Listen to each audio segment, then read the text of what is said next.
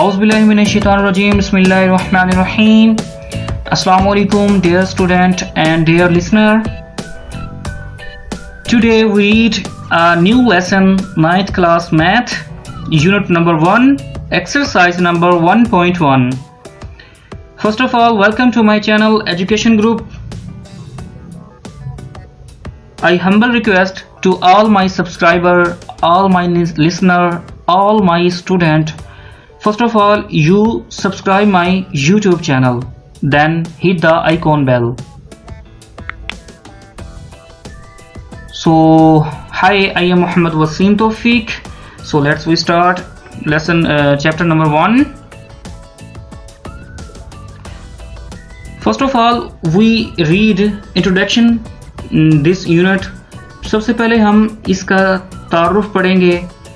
Matrix and determinants, कालिब और काल्बों का मक्ता कहाँ कहाँ इस्तेमाल होता है, किसने इजाद किया इसे, किसने दरियाफ्त किया इसे, कब इसने लिखा, वगैरह वगैरह हम इसमें सीखेंगे. तो चलिए सबसे पहले हम इंट्रोडक्शन देख लेते हैं. इसका इंट्रोडक्शन, तारुफ. सबसे पहले हम देखेंगे uses of matrix in our life. काल्बों का हमारी ज़िंदगी पर क्या क्या असर होता है. The matrix and determinants are used in the field of mathematics, physics, stat, electronics and other branch of science. काल्बों का इस्तेमाल रियाजियात, फिजिक्स, स्टैट ये जो है कॉमर्स की फील्ड है, और ये इलेक्ट्रॉनिक इंजीनियरिंग की फील्ड है, और ये एनी ब्रांच ऑफ साइंस यानी कि साइंस की किसी भी शोबे में ये इस्तेमाल होता है.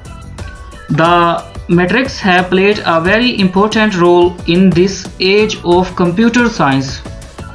जो कालब है वो कंप्यूटर की जो फील्ड है उसमें इसका बहुत अहम किरदार है. Now we read the idea of matrix was given by Arthur Cayley, an English mathematician of 19th century.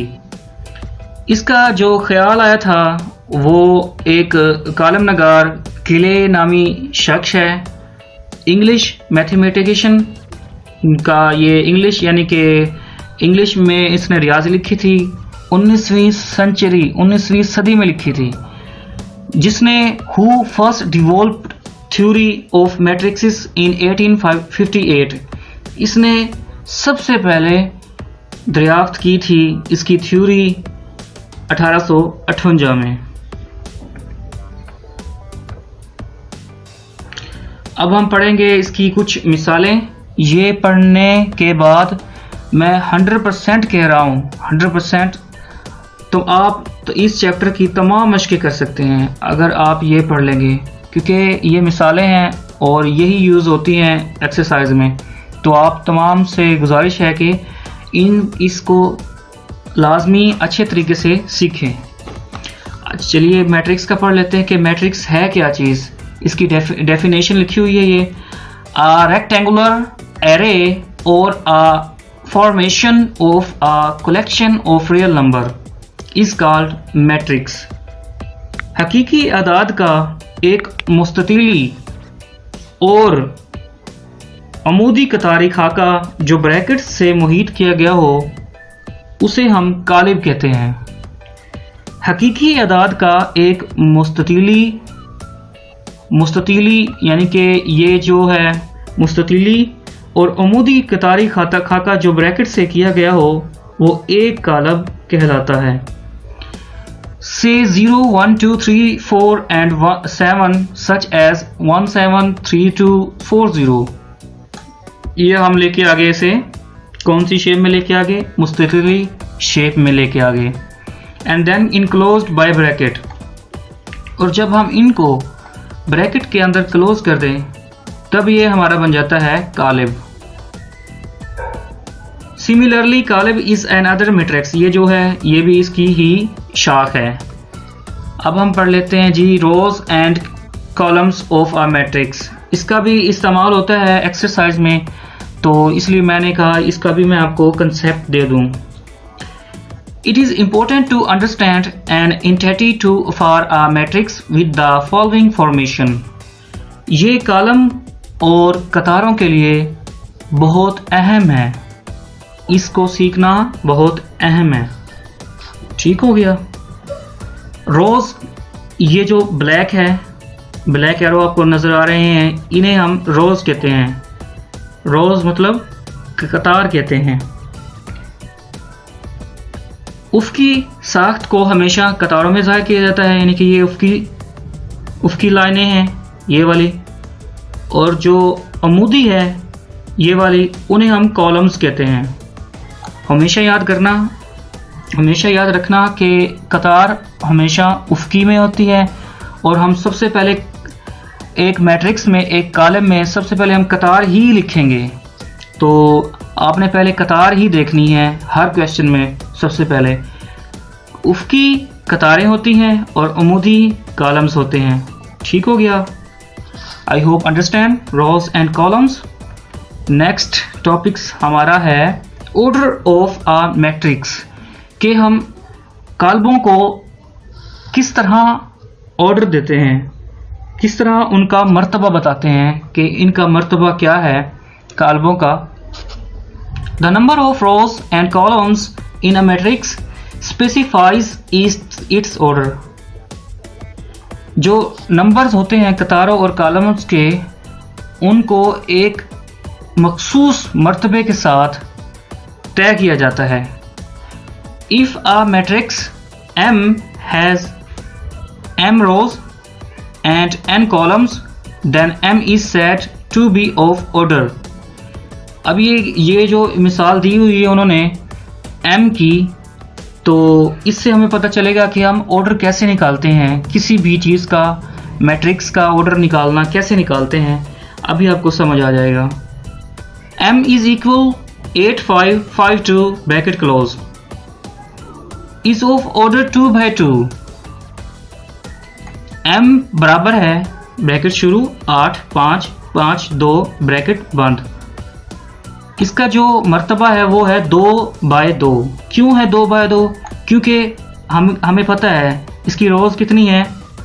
ये जो रोज़ हैं 1 2, इसकी रोज़ 2 हैं, यानी कि ये एक रोज़ हो गई, ये दूसरी रोज़ होगी, यानी कि दूसरी कतार हो गई। तो इसलिए ये 2 आ गया। अब इसके कॉलम्स भी 2 हैं, ये देखें 1 2। हमें पता है उफ़की हम कतार को कहते हैं और अमूदी हम कॉलम्स को कहते हैं, तो इसलिए इसमें मैं लिखा है 2 बाय 2। 2 कतारें हैं इसके अंदर और 2 कॉलम्स हैं। ठीक हो गया।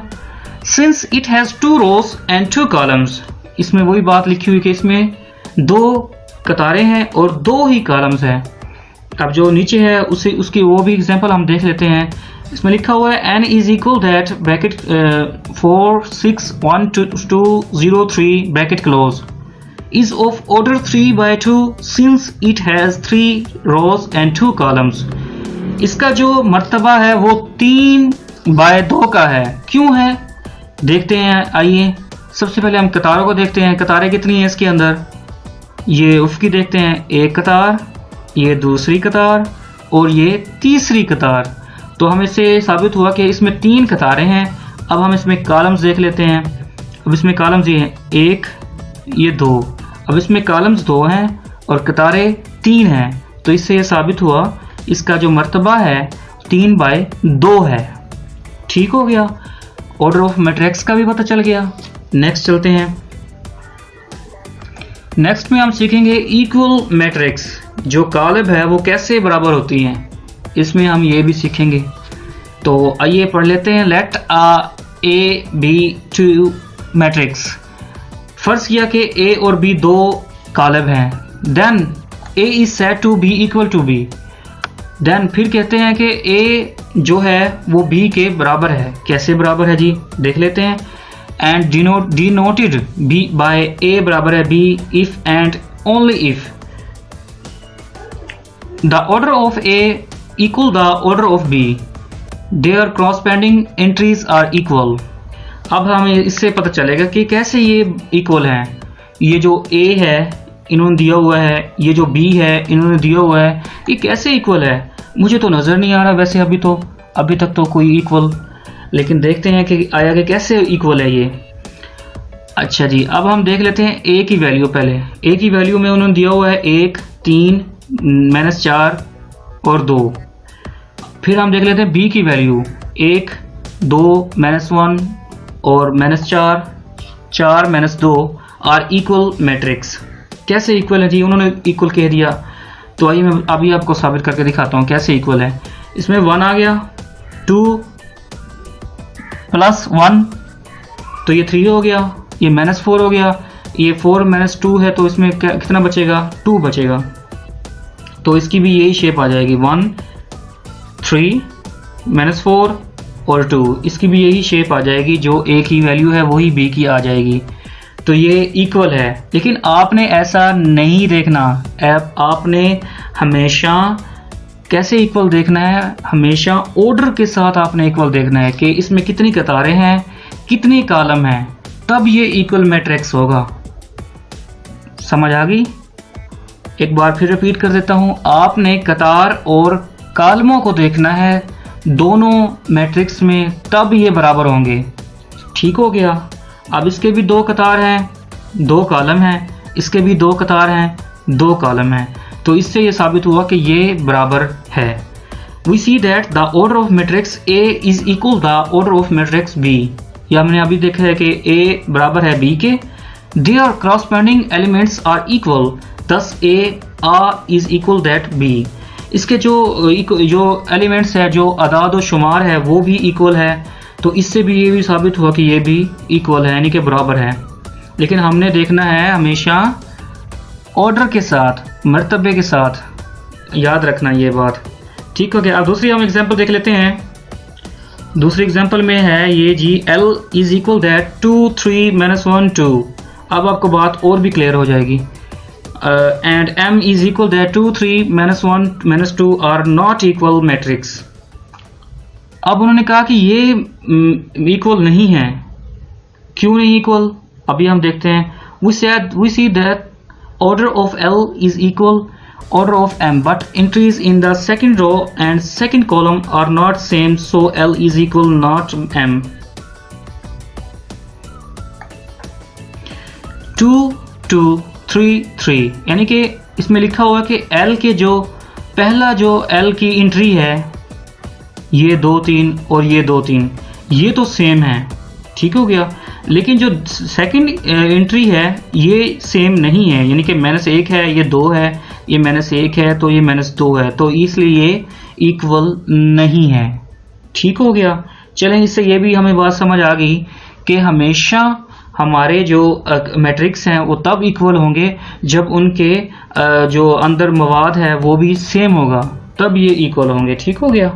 अब नीचे चलते हैं। P इज इक्वल 2, 3, -1, 2 और जो Q है Q is equal 2, 3, 4, -1, 2, 0 are not equal, क्योंकि इसमें इक्वल है ही नहीं। सीधी सी बात है जी, इसमें 2 कॉलम्स हैं, 2 कतारें हैं, इसमें 3 कॉलम्स हैं और 2 कतारें हैं, तो इससे ये भी तो साबित हुआ, तो ये भी कॉलम्स, ये भी हमारे जो मैट्रिक्स इक्वल है वो भी इक्वल नहीं है ये।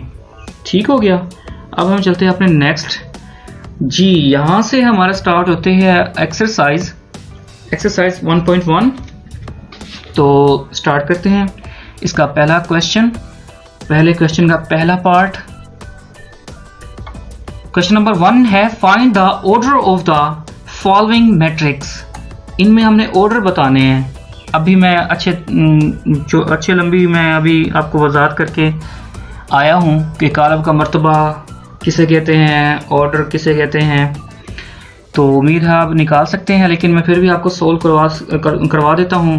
पहला इसका जो पार्ट है वो है A इक्वल दैट 2, 3, -5, 6। सोल्यूशन इसका है A इज इक्वल दैट 2, 3, -5, 6।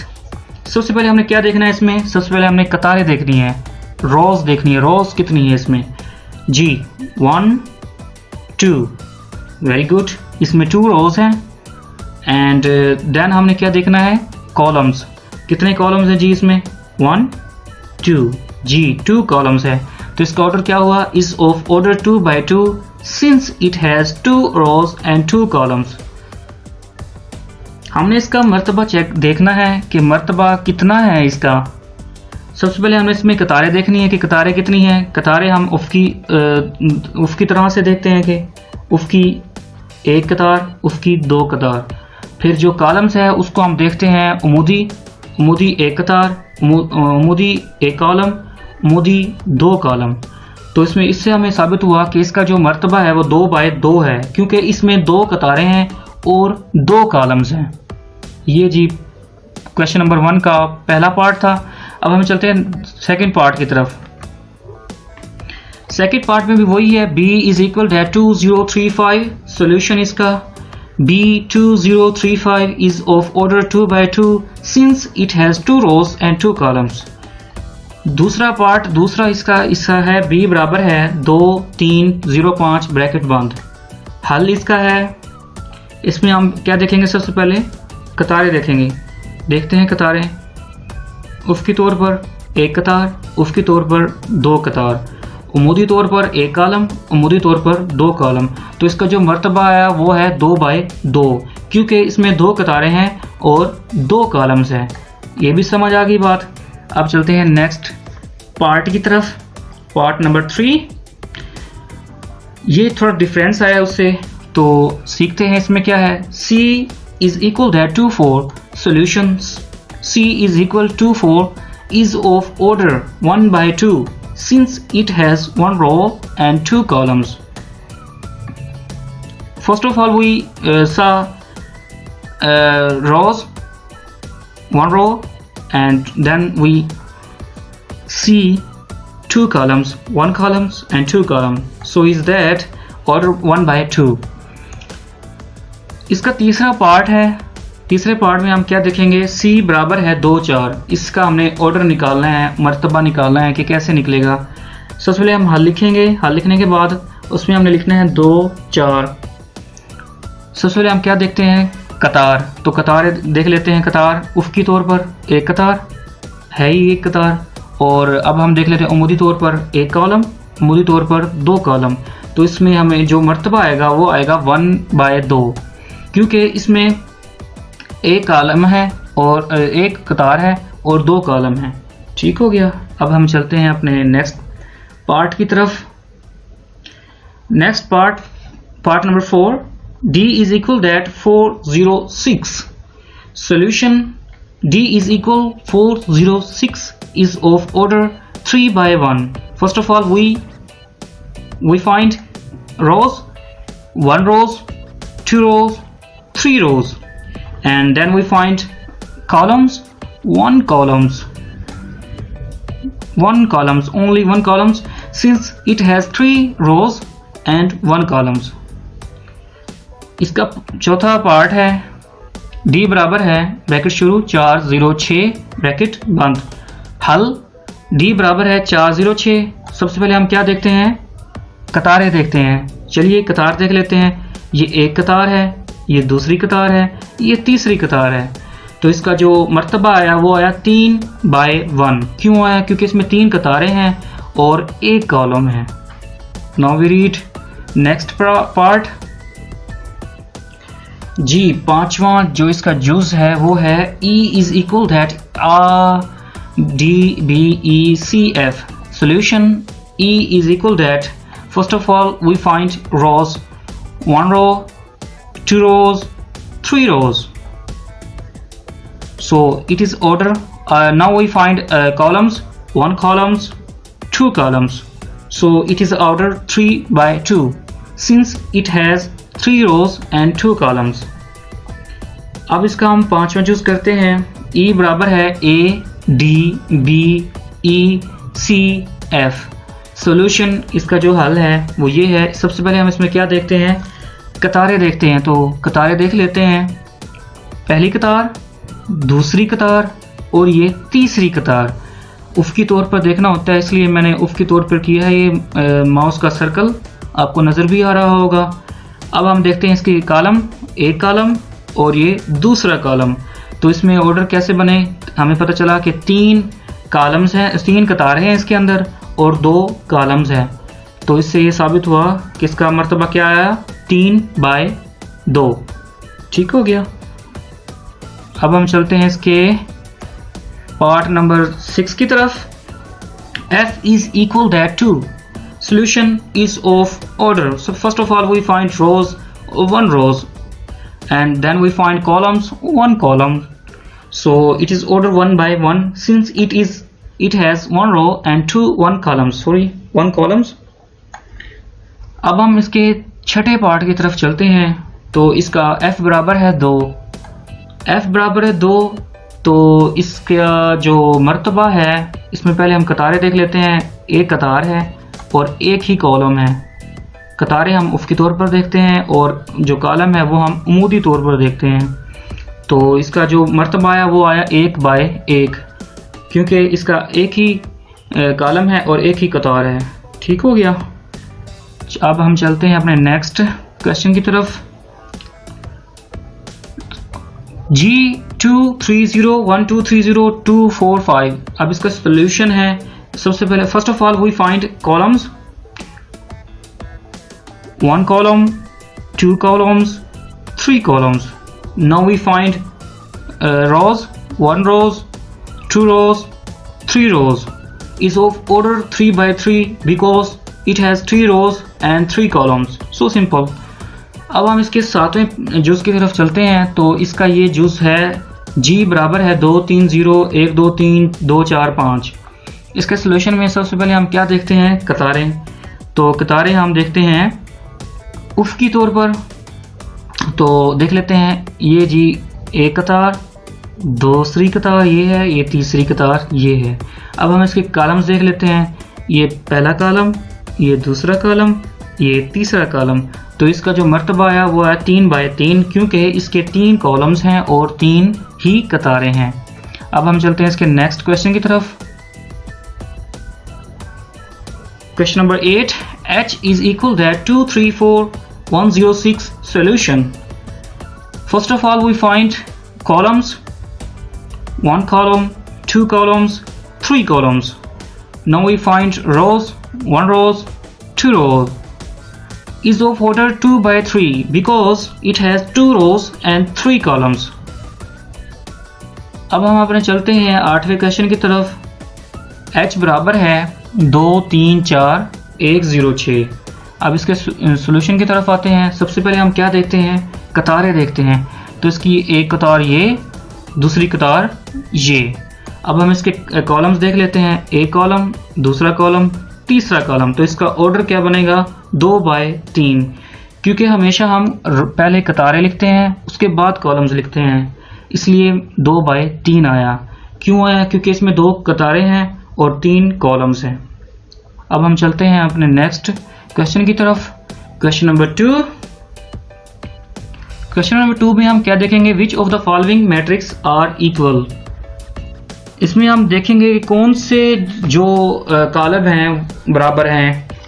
मैं इसमें आपको सिर्फ बराबर वाले कॉलम्स को शो करूंगा, सोल्व करूंगा। चलिए स्टार्ट करते हैं। पहले नंबर पर तो ये इक्वल हैं दोनों। क्यों इक्वल है, अभी मैं आपको शो करवाता हूँ। उन्होंने क्वेश्चन दिया हुआ है, A is equal that 3, C is equal that 5 minus 3.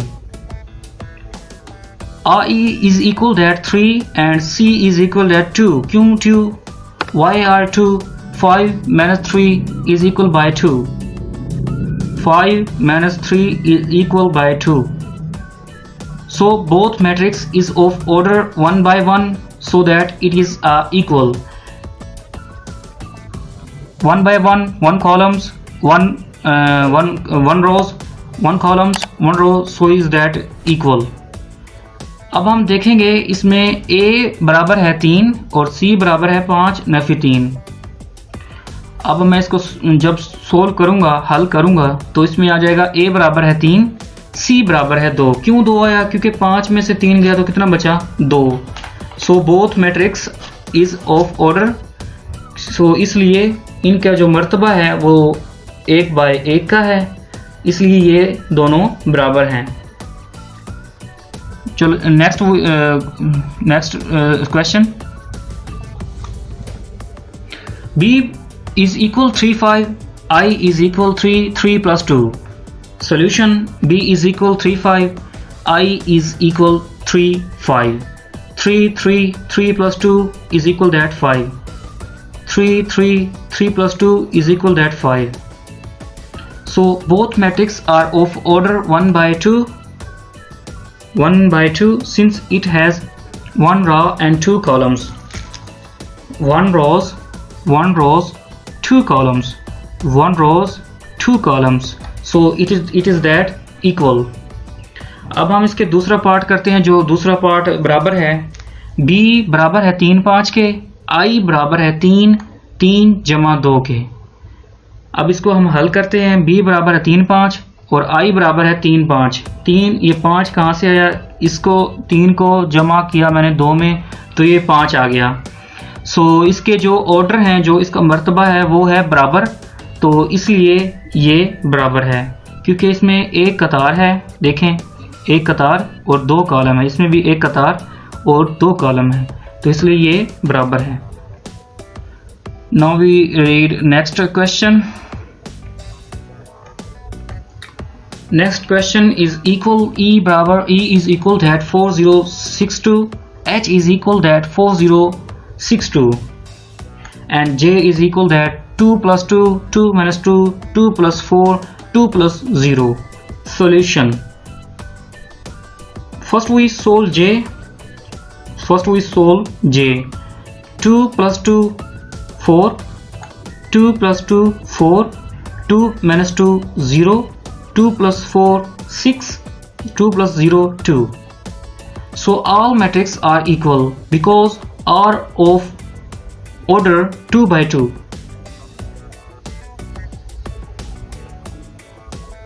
One row, two rows. One row, two rows. One row, two rows. One column, two columns. One column, two column. One column, two column. So is that order of 2 by 2. अब हम इस question को solve करते हैं। इसमें E की value ये है, H की वैल्यू ये है और J की वैल्यू को हम सोल्व करेंगे तब हमारे पास इसकी असल मर्तबा आएगा। तब हम इसे सोल्व कर लेते हैं। अभी 2 में जब मैं 2 जमा करूंगा तो 4 आ जाएगा, 2 में -2 करूंगा तो 0 आ जाएगा, 2 में जब मैं 4 जमा करूंगा तो 6 आ जाएगा, 2 में जब मैं 0 जमा करूंगा तो 2 आ जाएगा। ठीक हो गया। तो इस हिसाब से ये तीनों जो कालिब हैं वो बराबर हैं क्योंकि इनके जो मर्तबा है वो बराबर है, क्योंकि इनका मर्तबा 2 बाय 2 है। एक कतार दूसरी कतार, एक कतार दूसरी कतार, एक कतार दूसरी कतार, एक कॉलम दूसरा कॉलम, एक कॉलम दूसरा कॉलम, एक कॉलम दूसरा कॉलम, इसलिए ये बराबर है। Now we read next question. Next question is very important for examiner. F is equal that 2 6, G is equal 3 minus 1, 3 plus 3. Solution. F is equal 2 6, G we solve 3 minus 1 2, 3 plus 3 6. So that both the matrix are 2 by 1, it is equal. F बराबर है 2 6, G बराबर 3 नफी 1, 3 जमा 3। हल इसका जो है, पहले हम G को हल कर लेते हैं। 3 में से 1 गया तो 2 बचा, 3 में से 3 जमा किया तो 3 तो 6 आ गया। तो इसका जो मर्तबा है वो कैसे निकलेगा, पहले हम कतारों को देख लेते हैं। इसमें एक कतार दूसरी कतार, इसमें भी एक कतार दूसरी कतार, एक कॉलम एक कॉलम, तो इसमें कौन सा इसका मर्तबा आया, तो इसमें मर्तबा आया 2 बाय 1 का, तो इसलिए ये भी बराबर है। Now we read next question. Very very very important, जितना भी मैं कहूँ उतना इंपॉर्टेंट है क्वेश्चन। तकरीबन हर साल ही आता है ये लॉन्ग क्वेश्चंस में, इतना इजी क्वेश्चन है। देखना अभी हम करेंगे question number 3। Find the value of A, B, C and D which satisfy the matrix equation. इसमें हमने A, B, C और D की कीमतें मालूम करनी है। आइए मालूम कर लेते हैं। ये क्वेश्चन दिया हुआ है आपकी बुक में। A plus 6, A plus C, A plus 2B, C minus 1, 4D minus 6 is equal that 0 minus 7, 3 2D. A plus A जमा C, A जमा 2B, C Nafi 1, 4d minus 6 और बराबर है 0 नफी 7 3 और 2d के। तो सोल्यूशन इसको हम हल करते हैं। वी नो दैट, हम जानते हैं कि अब मैंने इसकी ना इक्वेशन बना ली, मसावातें बना ली, जैसे हम आम रूटीन में करते थे, पहले भी की है पिछले क्लासेस में, 8 में 7 में 6 में। तो अब हम इसकी इक्वेशन बना लेते हैं। कैसे बनाएंगे वो भी मैं आपको बता देता हूँ। a plus C is equal that 0, यानी कि जो इसका पहला एलिमेंट्स है, जो इसकी पहली मिकदार है, कदर है, उसके दूसरे कालिब के पहले से हम उसे बराबर कर देंगे। तो इससे ये इक्वेशन बन जाएगी। जैसे मैंने लिखा a जमा सी लिख के, अब बराबर है, अब दूसरे कालिब में चलते हैं 0